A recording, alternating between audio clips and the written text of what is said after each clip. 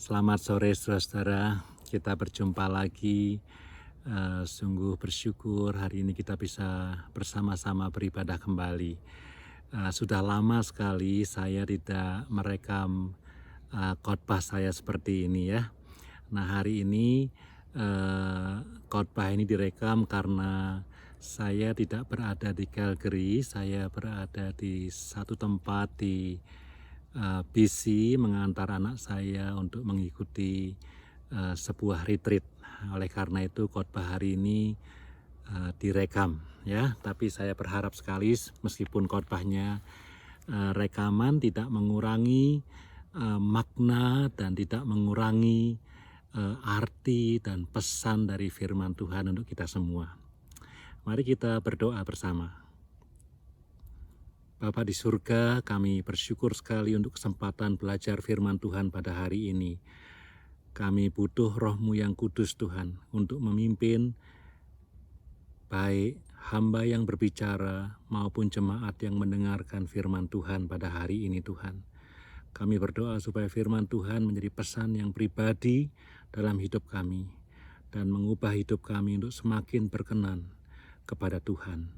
Terima kasih Tuhan Yesus, ambil alih Roh Kudus, biar hanya Engkau sendiri dan firman-Mu yang diberitakan.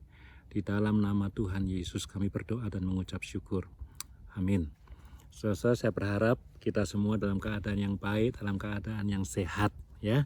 Mari kita membuka Alkitab kita dari Injil Markus pasal yang ke-6. Injil Markus pasal yang ke-6, saya akan membaca satu kisah yang cukup terkenal, jarang dikhotbahkan dan kita jarang melihat secara detail, yaitu kisah mengenai bagaimana Yohanes Pembaptis dibunuh. Markus pasal ke-6 mulai ayat yang ke-14. Saya akan bacakan untuk saudara sekalian.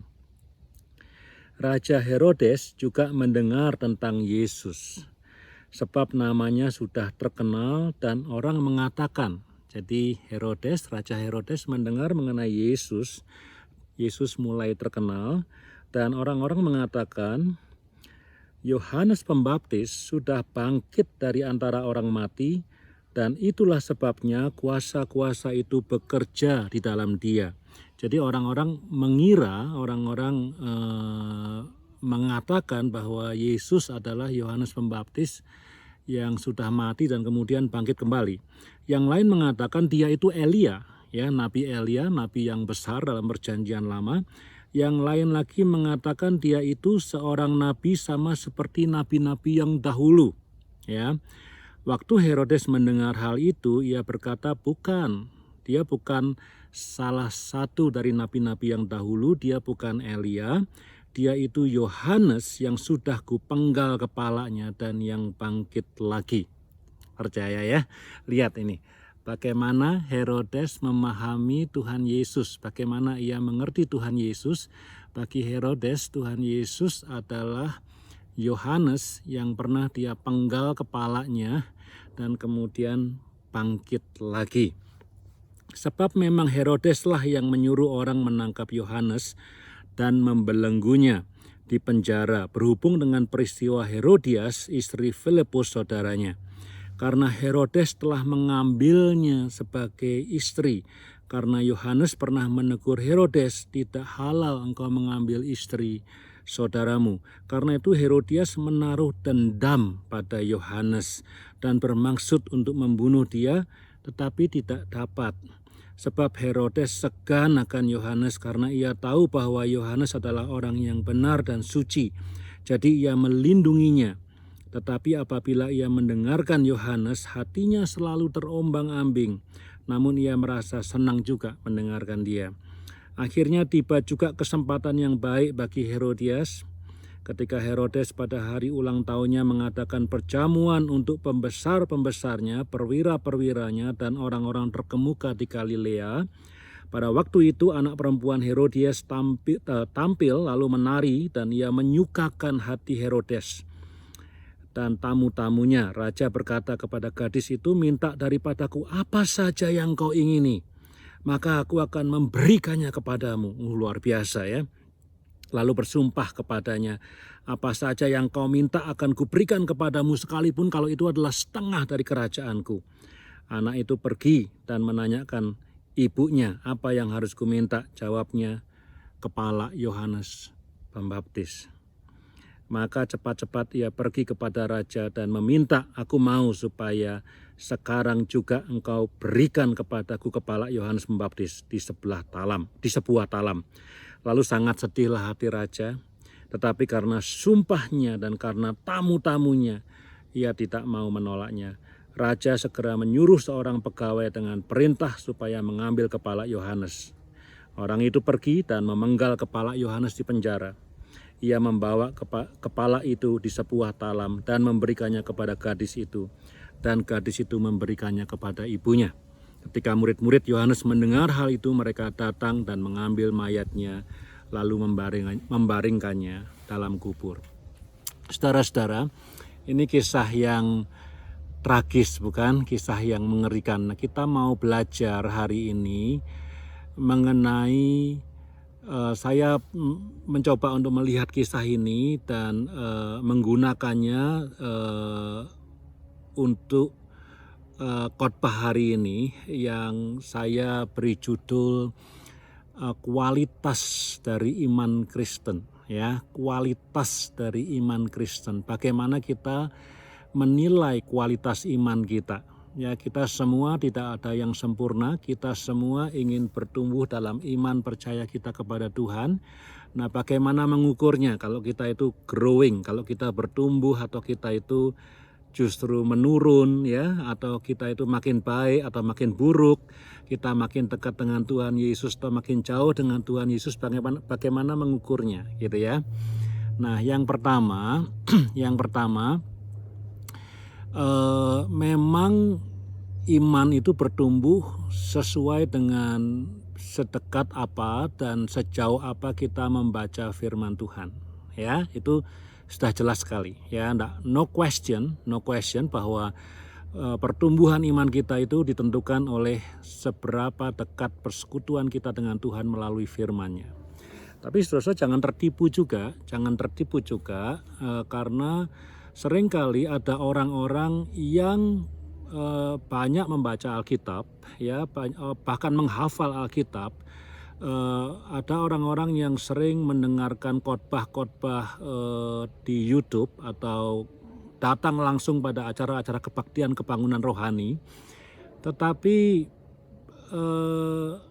imannya atau apa yang dibacanya, apa yang dipelajarinya, apa yang didengarnya itu tidak nampak dari kehidupannya, ya.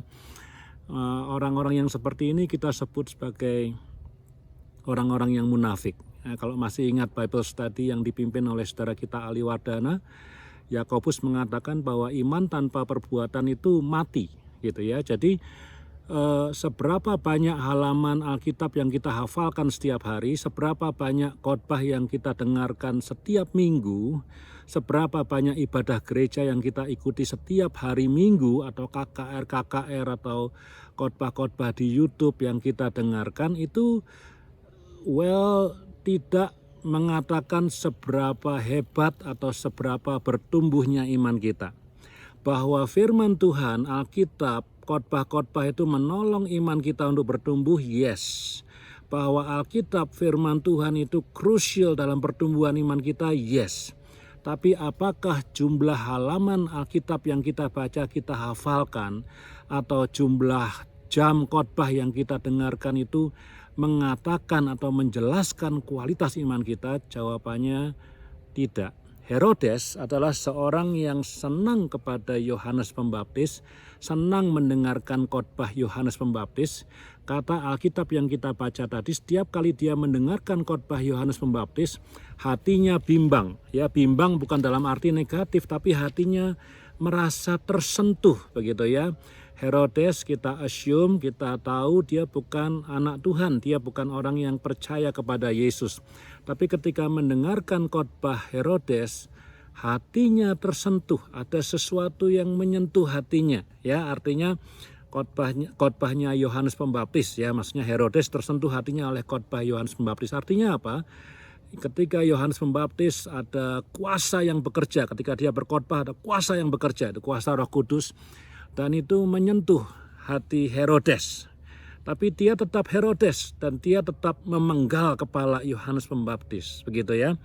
Saking Herodes senangnya sama Yohanes Pembaptis, ya, dia hormat dan dia tahu bahwa Yohanes itu orang yang benar dan dia orang yang suci. Tadi kita baca tuh katanya, Herodes tahu Yohanes orang yang benar dan orang yang suci. Tetapi apa? Herodes tetap memenggal kepala Yohanes Pembaptis. Jadi tidak menjelaskan mengenai iman Herodes, meskipun dia senang mendengarkan khotbah Yohanes Pembaptis, nabi terbesar barangkali dalam perjanjian baru, begitu ya, disetarakan dengan Elia. Bahkan Herodes sendiri mengatakan Yesus yang bikin banyak mujizat itu, dia adalah Yohanes Pembaptis yang bangkit gitu. Artinya apa? Di mata Herodes, Yohanes itu luar biasa hebatnya, luar biasa benarnya, luar biasa sucinya, dan khotbahnya itu menyentuh hatinya.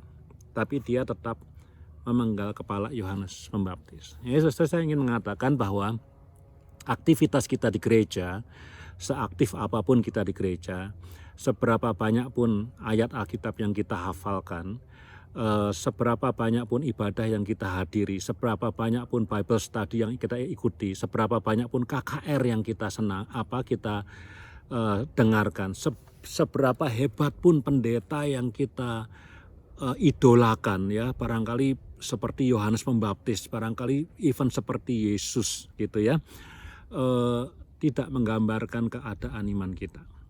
Bahwa mereka itu penting dalam pertumbuhan iman kita, saya katakan ya, kalau kita malas baca Alkitab, bagaimana kita mengharapkan iman kita bertumbuh? Ya, kalau kita malas beribadah ke gereja, bagaimana iman kita bisa bertumbuh? Kalau kita malas melayani, kalau kita malas Bible study, bagaimana iman kita bisa bertumbuh? Tentu sulit. Tapi semua aktivitas itu, semua yang kita ikuti itu tidak langsung menggambarkan kualitas iman kita. Buktinya Yohanes Pembaptis, ya, dengan banyaknya aktivitas, atau bukan, buktinya Herodes, bukan ya, buktinya Herodes. Meskipun dia sangat menghormati Yohanes Pembaptis, meskipun dia sangat mengidolakan Yohanes Pembaptis, bahkan dia katakanlah menyamakan Yohanes Pembaptis dengan Tuhan Yesus. Dia bilang ini Yohanes yang sudah bangkit ini, ya. Dan meskipun dia senang mendengarkan khotbah Yohanes Pembaptis, at the end dia membunuh Yohanes Pembaptis. Ya, ironis saudara ya.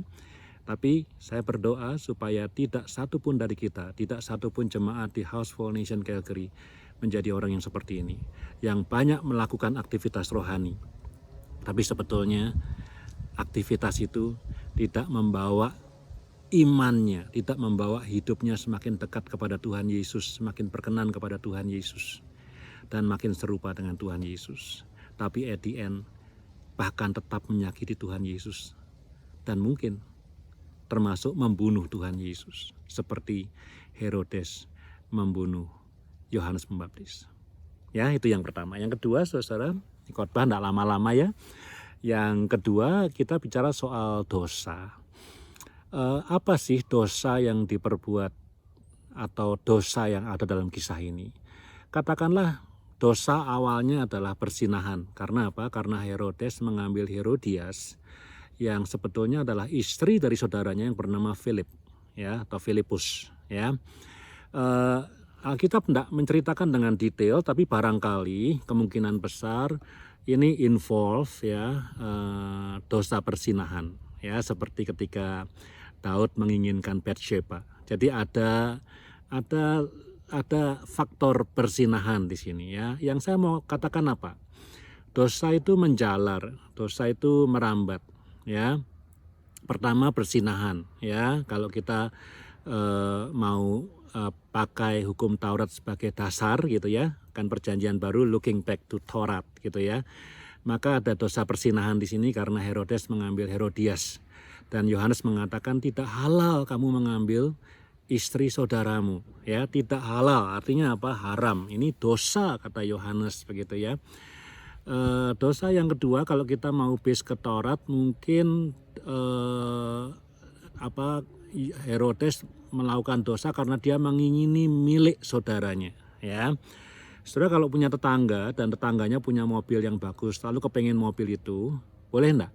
Ya, kepengen sih boleh-boleh aja ya.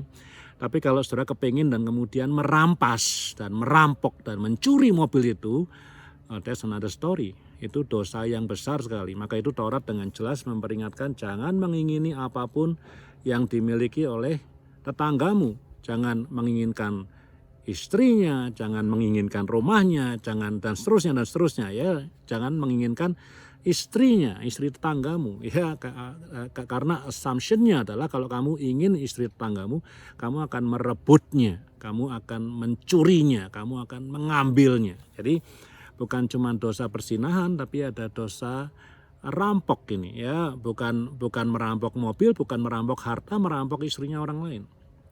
Tapi saudara tidak berhenti di situ dosa ini. Kalau saudara melihat di sini apa yang terjadi pada Herodias, dia kemudian dendam kepada Yohanes Pembaptis. Karena apa? Karena diperingatkan tidak halal. Ini haram pernikahanmu dengan Herodias dan Herodes ini tidak halal, ini haram. Ternyata bukan Herodes yang dendam, meskipun yang diperingatkan Herodes, tapi Herodias yang dendam. Ya, menularnya bukan menular ke dosa yang lain, tapi menular ke orang lain. Jadi pertama ada persinahan, kedua ada menginginkan milik orang lain, ya, ada perampokan, begitu kira-kira perampokan istri. Yang ketiga ada dendam. Dan dendam ini adalah akar dari pembunuhan. Maka itu dikatakan di sana Herodias menjadi dendam kepada Yohanes Pembaptis dan ingin membunuhnya. Tuh ya, hukum ke-6 itu ya. Pembunuh itu hukum ke-6 atau ke-7 ya.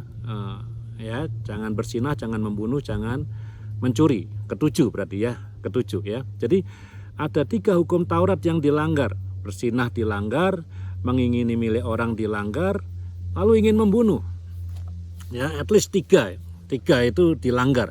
Kalau mau dikisah-kisahkan lagi banyak sekali. Dan kemudian Herodes melanggar hukum. Ya, meskipun Herodes bukan pengikut Tuhan Yesus, meskipun Herodes bukan orang Yahudi, meskipun kerajaan Romawi itu bukanlah kerajaan yang dibangun di atas Taurat, tapi kerajaan Romawi juga punya hukum. Dan dalam hukum itu kalau ada orang yang membunuh, ya harus dihukum. Itu sesuatu kesalahan, itu sesuatu yang melanggar hukum. Meskipun Herodes adalah seorang raja dan dia bisa melakukan segala sesuatu, tetapi hukum Romawi juga menghukum atau menyatakan bersalah jika orang itu membunuh orang lain tanpa alasan yang betul. Dan Herodes melakukan itu. Dia membunuh Yohanes bukan dengan alasan yang betul. Jadi dosa itu merambat ya. Dari satu dosa menjadi dosa yang kedua, menjadi dosa yang ketiga. Dan dosa itu bukan hanya Herodes yang melakukannya, tapi Herodias juga menular kepada orang lain. Nah, saudara, saya ingin mengatakan begini.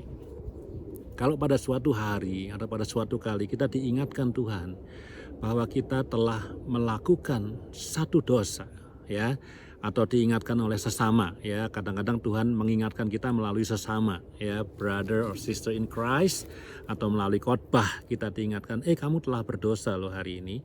Apa yang harus kita lakukan? Kita harus segera bertobat dan membereskannya. Kenapa, saudara? Karena kalau satu dosa ini kita anggap, ini dosa yang ringan, aku tidak mau dengar peringatan dari pendeta itu, aku tidak mau dengar peringatan dari khotbah itu. Ini dosa yang biarkan sajalah. Nah, kalau kita teruskan, kita membiarkan dosa yang kecil itu tanpa kita membereskannya, tanpa kita bertobat, akibatnya apa? Besok saudara akan melakukan dosa yang lain.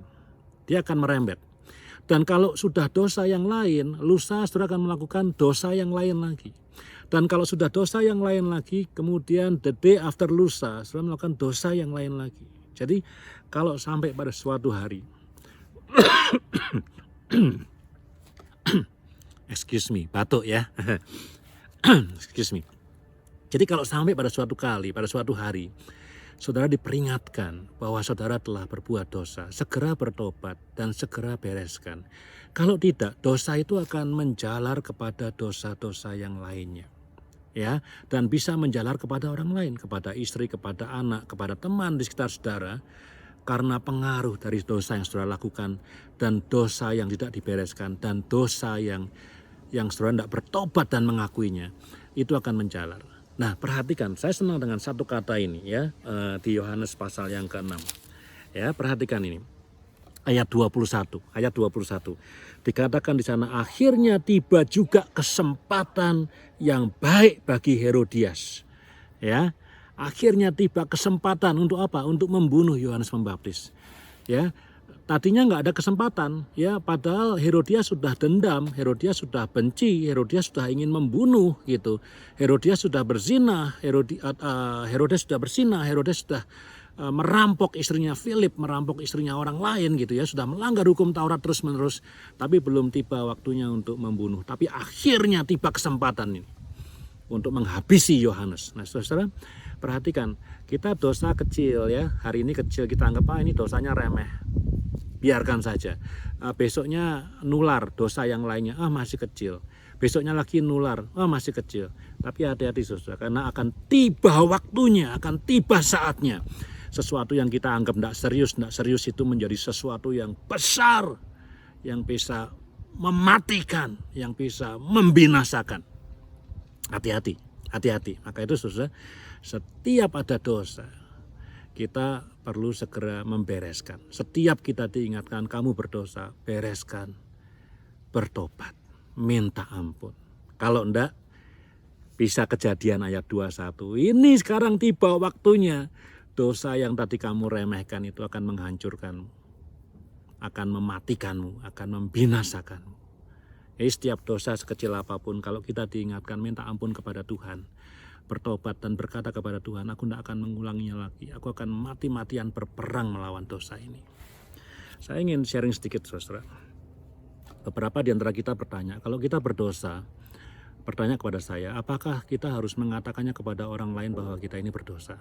Ya, ini pertanyaan yang tricky, saudara ya. Apakah tidak boleh minta ampun secara pribadi kepada Tuhan dalam doa? Tuhan ampuni, tadi aku sudah nipu orang itu dan aku tidak,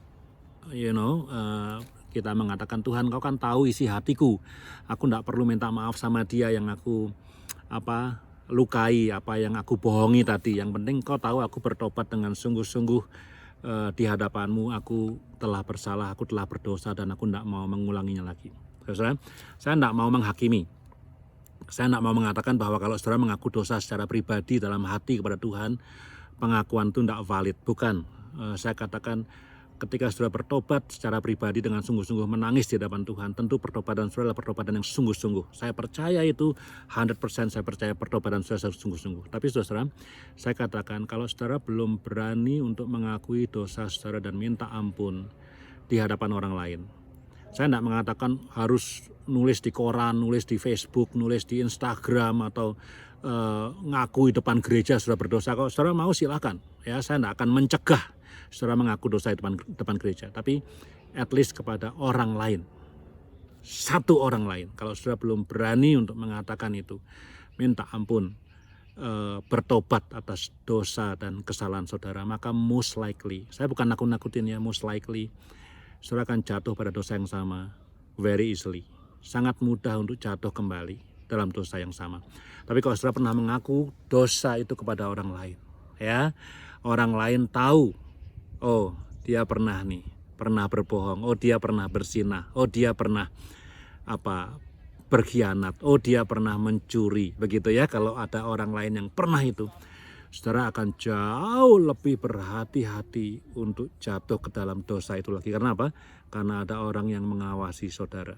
Bukan dalam arti negatif mengawasi, kemudian saudara tidak punya kebebasan, tapi saudara punya orang yang saudara percaya, ya, yang tahu mengenai kelemahan-kelemahan saudara. Dan orang ini akan mendoakan saudara, dan kalau saudara ada potensi untuk mengulangi kesalahan yang sama, orang ini akan memperingatkan saudara, ya hati-hati loh. Kamu dulu pernah berbuat dosa ini, sekarang mesti hati-hati. Dan kalau sampai saudara jatuh ke dalam dosa yang sama lagi, tentu orang ini akan menegur. Oleh karena itu saudara, kalau saudara mengaku dosa di hadapan Tuhan sendirian, di dalam hati sendirian, di dalam kamar, tidak ada yang mengetahuinya, saya tidak mengatakan bahwa pengakuan itu tidak sungguh-sungguh.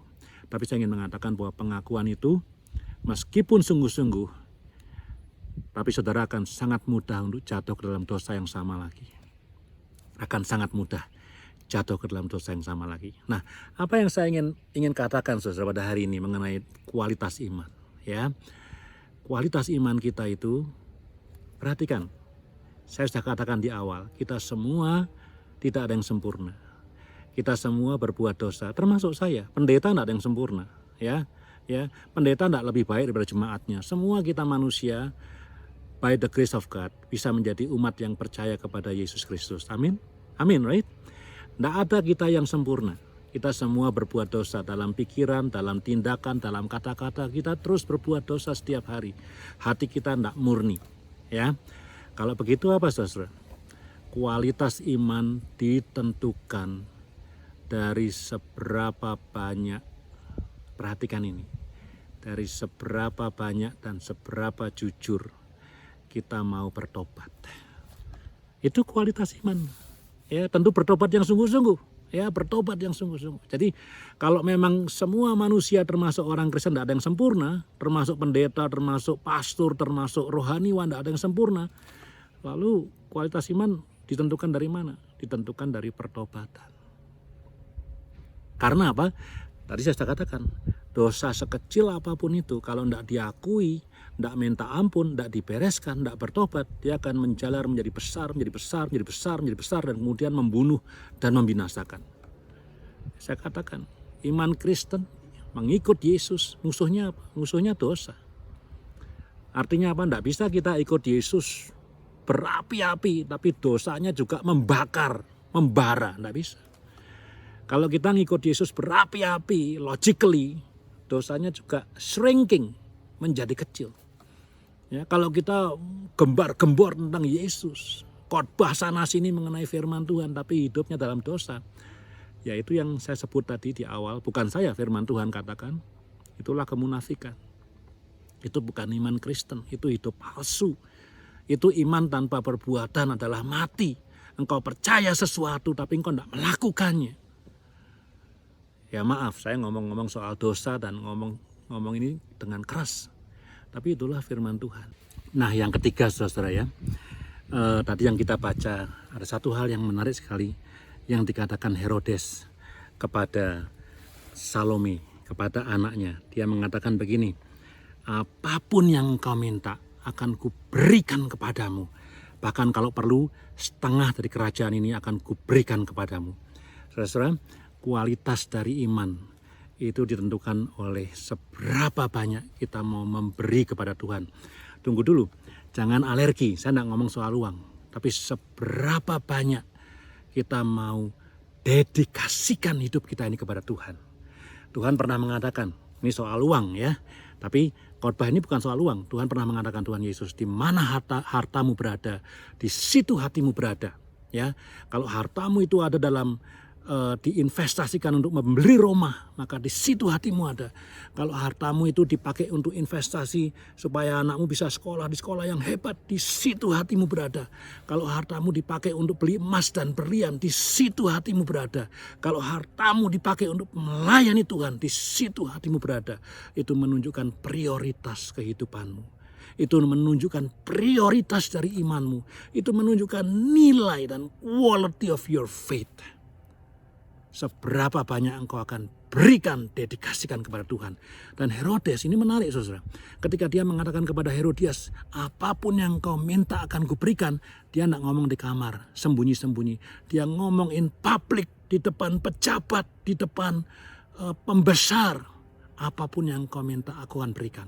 Saya bukan mengatakan ayo kita semua keluar dan bersombong-sombongan mengatakan aku akan berikan rumahku buat Tuhan, aku akan berikan hartaku buat Tuhan. Bukan itu maksud saya, Tapi perhatikan, Herodes itu memenuhi janjinya karena apa? Karena dia tidak enak sudah di depan publik dia katakan itu. Ya, nah, saya bukan mengatakan kita harus tidak enak dulu baru memberikan hidup kita kepada Tuhan. Tapi poinnya ini. Ketika kita bernasar kepada Tuhan, kita ingin mendedikasikan hidup kita dan apa yang kita miliki untuk Tuhan. Even if, bahkan, Herodes mengatakan, bahkan kalau setengah kerajaan ini pun aku berikan kepadamu. Saudara isi sendiri, what is even if? Bahkan apa? Bahkan karirmu, bahkan pekerjaanmu, bahkan apapun yang kau miliki, kalau itu diminta Tuhan, aku akan berikan kepada Tuhan. Memberikan dengan kesungguhan, mendedikasikan bukan hanya lip service, tapi dengan serius, dengan sungguh hati. Itu menunjukkan kualitas imanmu. Tuhan, kalau Engkau panggil aku untuk melayanimu atau melakukan sesuatu dan aku harus kehilangan hartaku, even if I'm willing, God. Tuhan, kalau Engkau panggil aku untuk melakukan sesuatu, tapi aku harus kehilangan karirku, kehilangan pekerjaanku, I'm willing to do it, Lord. Even if. Isi sendiri, what is even if? Luar biasa firman Tuhan hari ini, firman Tuhan yang sangat sederhana sekali. Kualitas iman kita tidak ditentukan oleh seberapa banyak aktivitas rohani yang kita lakukan. Bukan seberapa banyak ayat Alkitab yang kita hafal, bukan seberapa banyak khotbah yang kita dengar.